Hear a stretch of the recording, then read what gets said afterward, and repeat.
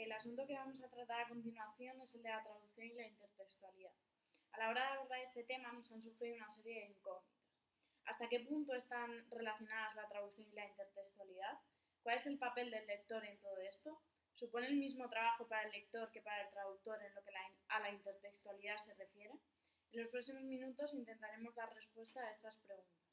Antes de hablar sobre traducción e intertextualidad, trataremos de explicar estos dos conceptos a partir de definiciones de diferentes autores. Realizaremos un recorrido a través de la historia y evolución de ambos términos, distinguiremos los diferentes tipos de traducción e intertextualidad que existen hoy en día, plantearemos la labor de la intertextualidad como herramienta del proceso de traducción y finalmente analizaremos el papel del lector de textos traducidos. Antes de hablar sobre la traducción y la intertextualidad, trataremos de explicar estos dos conceptos a partir de definiciones de diferentes autores. Bell distingue tres sentidos en el término traducción. Podemos referirnos al concepto abstracto de la traducción, al proceso mental o al producto de dicha operación. Si consideramos la traducción como un proceso mental entre lenguas, hay dos tendencias entre los autores. Hay algunos que reivindican el carácter comunicativo, es decir, que se traduce el sentido y no el texto, donde destacamos a Bunay y Dar Bennett y Seleskovich. En la otra posición encontramos a los que defienden su carácter textual, por ejemplo, Catford y House. Este último autor, House, resalta el contexto sociocultural al nombrar la semántica y la pragmática. Pone de manifiesto que una traducción es un puente cultural, le da importancia a la recepción de la traducción y a su finalidad. Hattie y Mason plantean que la traducción es un proceso comunicativo que tiene lugar en un contexto social. Para Snell Hornby, la traducción es un acto transcultural, idea en la que inciden también Hewson y Martin al definir la traducción como una ecuación cultural y al traductor como un operador cultural. Reis y Werner hacen hincapié en el hecho de que el principio dominante de toda traslación es su finalidad, como para no, que la traducción es un acto comunicativo cuyo criterio fundamental es la funcionalidad. La traducción como concepto abstracto ha tenido su evolución a lo largo de la historia. A continuación resumiremos tratando de nombrar los datos más relevantes. Durante miles de años la traducción era una práctica oral. Con la aparición y consolidación de la escritura comenzó una etapa cuyos primeros testimonios conocidos datan del siglo XVIII a.C. Pero es Cicerón quien marca el comienzo de la traducción en Occidente. Este autor es reconocido por sus críticas sobre la traducción y por proponer el debate de la traducción literal frente a la traducción libre. En la Edad Media, los intérpretes cumplían un papel fundamental en la sociedad, ya que la lengua internacional era el árabe y se necesitaban latinistas, romancistas e intermediarios arabófonos. Existía una dicotomía entre la manera de traducir los textos religiosos, es decir, las Sagradas Escrituras, defendiendo la traducción literal, y entre la manera de traducir la traducción profana, que sería una traducción no servil a la original. El descubrimiento de la imprenta en el Renacimiento hizo resurgir a una nueva clase de lectores. Los traductores se multiplicaban y se hacían notar en sus obras mediante las cartas a los lectores de los libros traducidos, en los que justificaban su opción traductora. La traducción adquirió la categoría de género literario.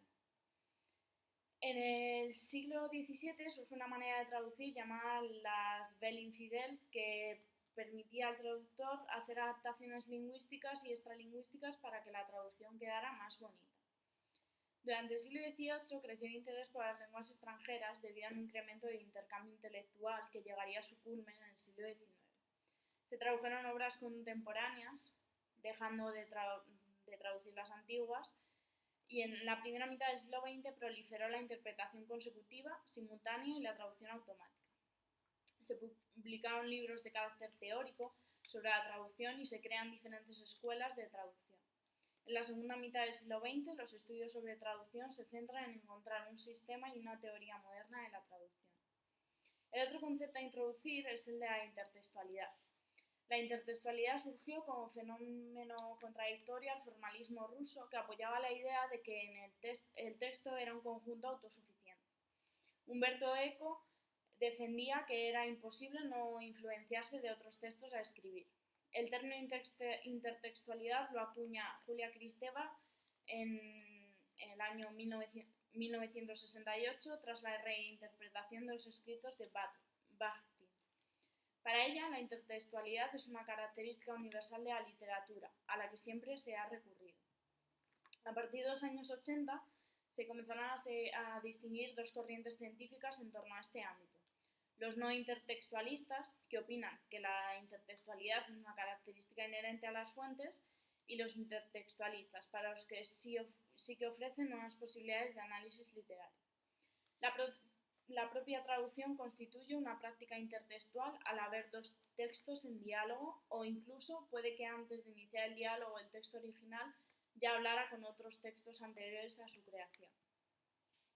Vamos a hablar de los tipos de traducción y los tipos de intertextualidad.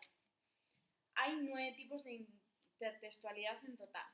La intratextualidad, que relaciona un texto concreto escrito por un autor con otros textos del mismo. La extratextualidad, que relaciona un texto con otros similares no escritos por el mismo autor. La interdiscursividad, que según Plett relaciona semiológicamente un texto literario y otras formas de arte como la pintura. La metatextualidad, que relaciona de forma crítica la relación que existe entre dos textos. La paratextualidad, que relaciona un texto con otros de su periferia textual. La architextualidad, también conocida como relación genérica, es la que relaciona textos basándose en las características comunes en el género literario, en subgéneros y en clases de textos.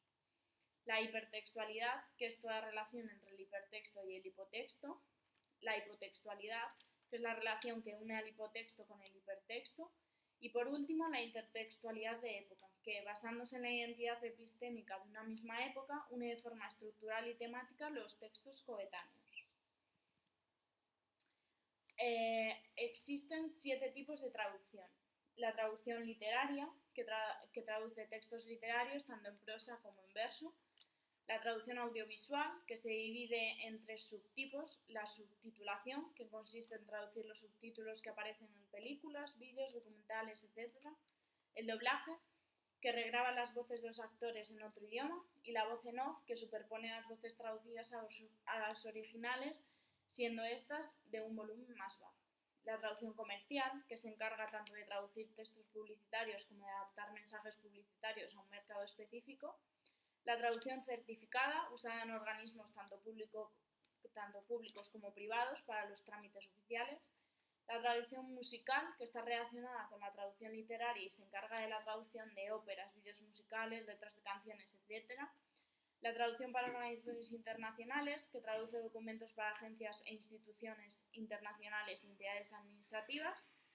Y por último, la traducción especializada, que reúne las traducciones de texto de referencia o consulta, los cuales por lo general manejan un lenguaje y una terminología de especialidad.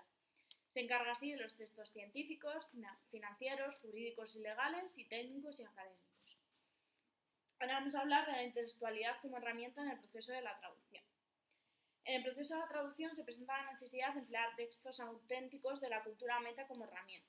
Basándonos en el concepto de intertextualidad, se propone una tipología de textos auxiliares que puede servir de guía en el análisis del texto base y la producción del texto meta.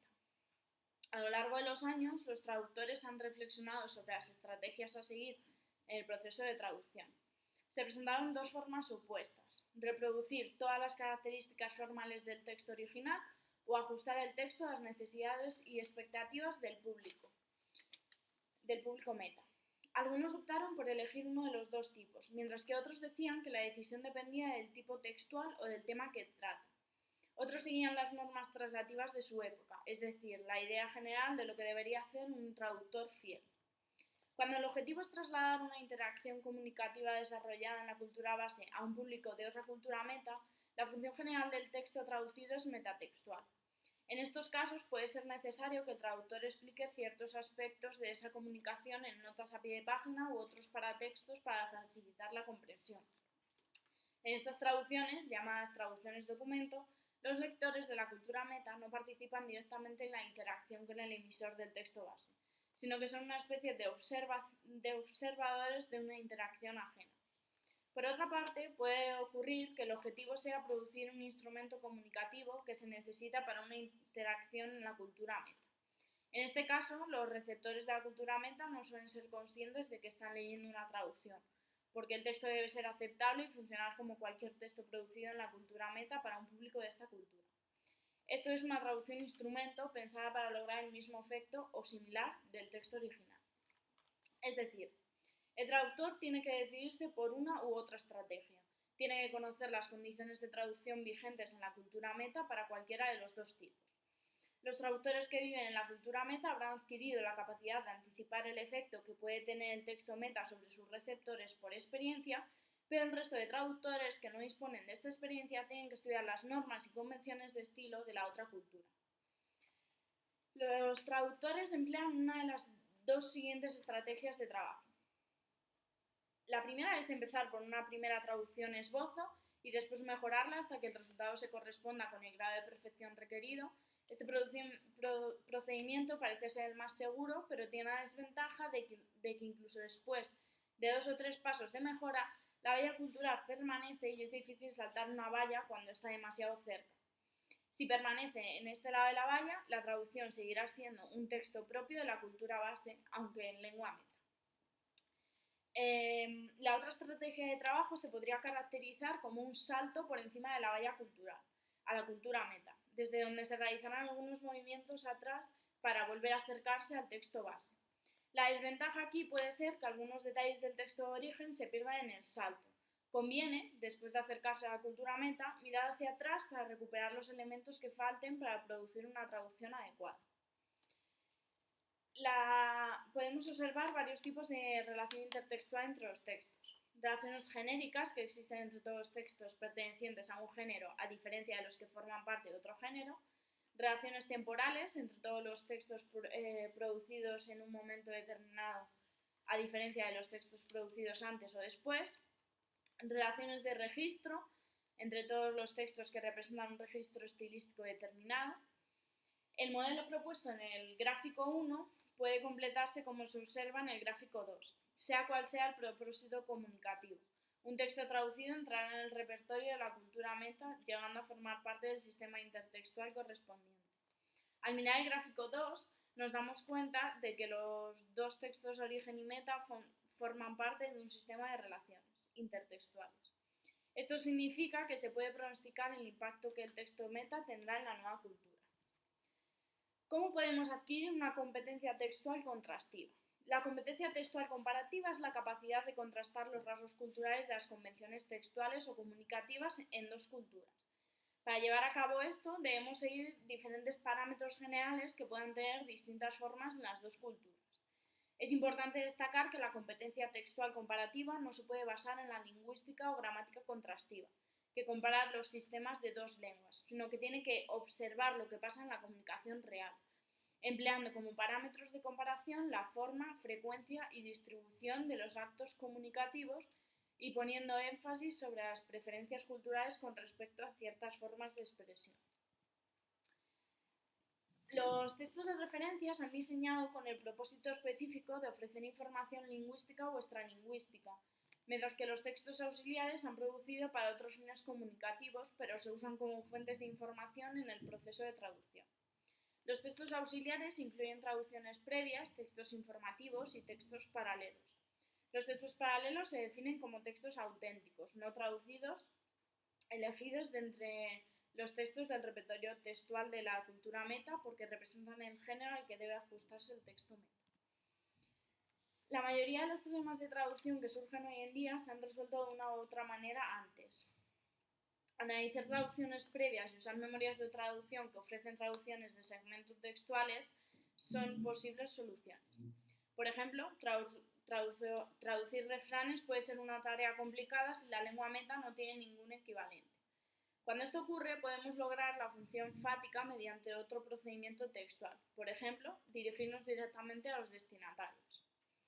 La información pragmática incluye, por ejemplo, el conocimiento fáctico del tema, el bagaje general y cultural y las presuposiciones acerca del desarrollo más reciente del objeto de referencia. Otro aspecto pragmático que suele causar dificultades son los conocimientos sobre la cultura base que pueden presuponerse en los destinatarios del texto meta.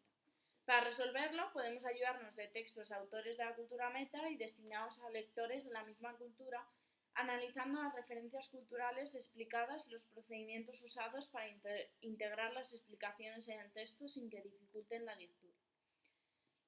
El análisis de textos paralelos se basa en la intertextualidad, como hemos visto más arriba. En los géneros altamente estandarizados, el texto paralelo puede ofrecer incluso ciertas formulaciones o fórmulas prefabricadas que se pueden transferir sin más cambios a la traducción. Como veremos, podríamos incluso hablar de un texto modelo como forma específica de texto paralelo. Estos textos modelos son particularmente útiles en las primeras fases de la formación, cuando el dominio de la lengua extranjera todavía no está muy desarrollado en los alumnos. ¿Cómo almacenar los datos hallados en el análisis de textos paralelos en un fichero? Debe tener 4 partes en un solo alfabeto. Un fichero temático en el cual se almacenen los datos lingüísticos acerca de un tema, un fichero lingüístico cultural que sirva para perfeccionar la competencia en ambas lenguas y culturas de trabajo, un fichero traductológico para los problemas de traducción y las soluciones encontradas y por último un fichero terminológico. Ahora vamos a hablar del papel del lector mediante la teoría del escopo formulada por Werner. Consiste en un concepto que se centra en la importancia de trasladar a la perfección el mensaje que quiere transmitir el texto origen para que el lector del texto meta lo reciba. Siempre hay que tener en cuenta si en el lector de la traducción se va a alcanzar el objetivo comunicativo y hasta qué punto el lector a quien está dirigida la traducción va a entender la realidad transcrita. La función de una traducción depende del conocimiento, expectativas y valores de los lectores del texto traducido, siempre influidos por su propia cultura.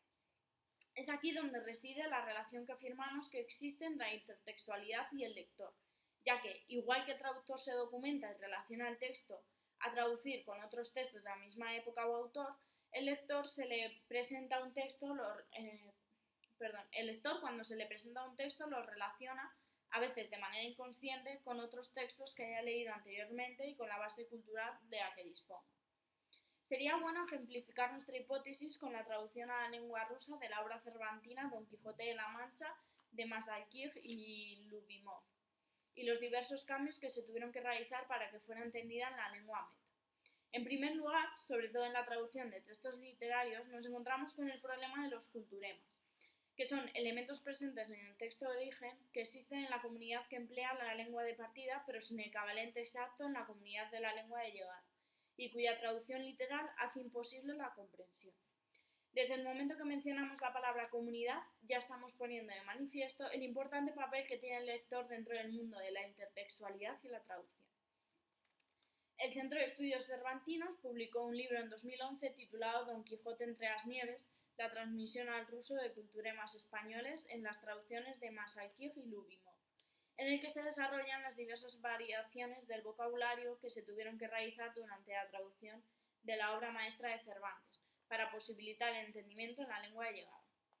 Algunas de estas variaciones léxicas son, por ejemplo, animales y topónimos. Las lenguas que poseen un rico vocabulario para describir la realidad y cada idioma se adapta a las condiciones en las que habita el pueblo que lo habla. También encontramos ropaje, costumbres y creencias, en este caso referidas a la vida española de los siglos XVI y XVII, así como frases hechas y juegos de palabras. Por todo esto se evidencia que el lector tiene un papel importante dentro del mundo de la traducción y que por tanto influye así en la intertextualidad. Como conclusión, una vez realizado este proceso de investigación, podemos dar respuesta a las cuestiones planteadas al inicio.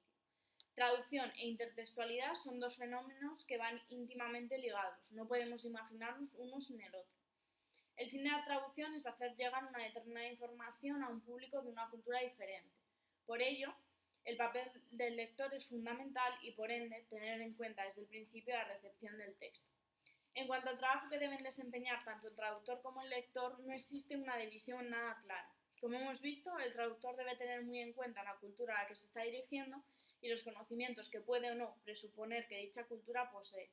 Pero, por otra parte, cuando el lector se encuentra leyendo un texto de una cultura base diferente, también debe ser consciente de que seguramente encuentre ciertos rasgos completamente distintos. A raíz de esto nos surge una pregunta que nos gustaría dejar en el aire para que todos podamos reflexionar acerca de ella. ¿Es posible, al fin y al cabo, una traducción perfecta?